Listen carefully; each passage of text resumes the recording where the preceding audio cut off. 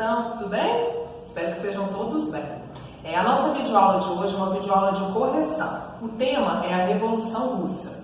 Quais as atividades que foram propostas e que vamos corrigir na videoaula de hoje? São as atividades da página 133, de 1 a 3. Vamos lá? Questão número 1. Elabore uma ficha sobre o Império Russo no final do século XIX, contendo as seguintes informações: extensão, localização, regime político e características da sociedade. Então vamos lá. Então tem aí um modelo de ficha com as informações pedidas. Extensão e localização. Coloquei aí na mesma linha da ficha. O Império Russo, ele era o maior do mundo, com 22 milhões de quilômetros quadrados. E o território dele se localizava na Ásia e na Europa. Segunda informação, o regime político. Então, o Império Russo era uma monarquia absolutista, ou seja, todo o poder estava concentrado nas mãos do czar.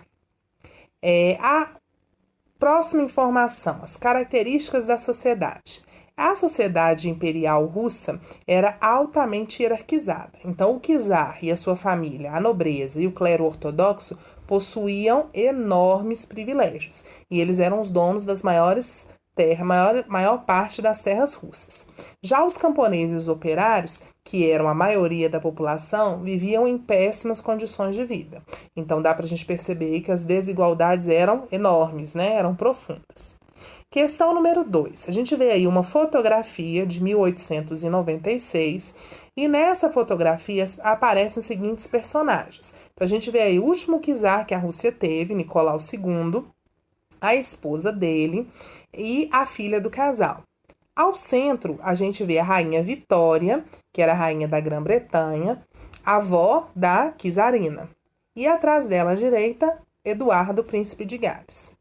Então, pede para a gente o seguinte, pede para a gente observar a foto e a legenda e informar quais eram as relações entre as famílias europeias naquela época. Então, dá para a gente perceber aí, pela foto e pela leitura da legenda, que havia laços de parentescos aí bem estreitos entre a monarquia russa e a monarquia britânica.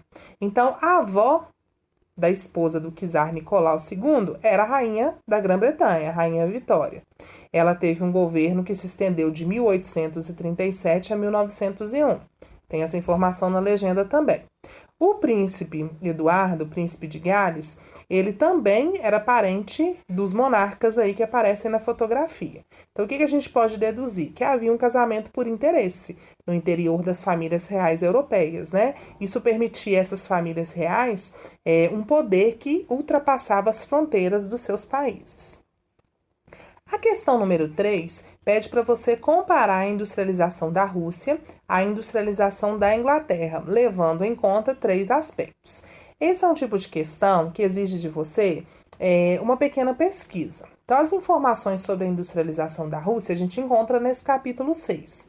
Só que as informações sobre a industrialização da Inglaterra é necessário fazer uma pequena pesquisa.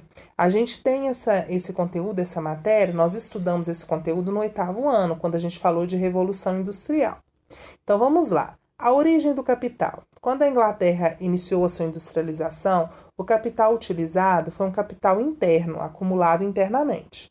Já no caso da Rússia, a industrialização se deu através de capital exterior, de investimento de países como Alemanha, França e Bélgica. O segundo aspecto é a mão de obra. Nas duas nações, tanto aí na Rússia quanto na Inglaterra, a mão de obra era farta e barata. E essa mão de obra era geralmente composta de trabalhadores vindos do campo. E a letra C, o último aspecto pedido aí, é sobre as condições de trabalho do operariado. Então, a gente vê também que isso se repete tanto num país quanto no outro. As condições de trabalho eram semelhantes, jornadas longas, salários baixos, altos riscos de acidentes, né? Então, era de forma bem precária para os trabalhadores de ambas nações. Então, 9º ano, essa aí foi a correção da nossa primeira atividade do 3º bimestre. Um abraço!